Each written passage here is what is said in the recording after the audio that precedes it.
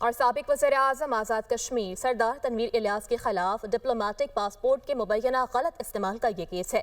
Session court اسلام آباد نے سردار تنویر الیاس کے ناقابل ضمانت وارنٹ گرفتاری جاری کر دیے ہیں۔ عدالت کا سردار تنویر کو گرفتار کر کے پیش کرنے کا حکم سردار تنویر متعدد بار طلب کرنے کے باوجود عدالت میں پیش نہیں ہوئے۔ جوڈیشل مجسٹریٹ مرید عباس نے کیس کی مزید سماعت 23 فروری تک ملتوی کر دی ہے، جبکہ سردار تنویر الیاس کے خلاف FIA نے یہ مقدمہ درج کر رکھا ہے۔ اپڈیٹ کر رہے ہیں کہ سابق وزیر اعظم آزاد کشمیر سردار تنویر الیاس کے خلاف ڈپلومیٹک پاسپورٹ کے مبینہ غلط استعمال کا یہ کیس ہے۔ سیشن کورٹ اسلام آباد نے سردار کے ناقابل ضمانت وارنٹ گرفتاری جاری کر دیے ہیں۔ عدالت کا سردار تنویر کو گرفتار کر کے فوری پیش کرنے کا حکم، جبکہ سردار تنویر متعدد بار طلب کرنے کے باوجود بھی عدالت میں پیش نہیں ہوئے تھے۔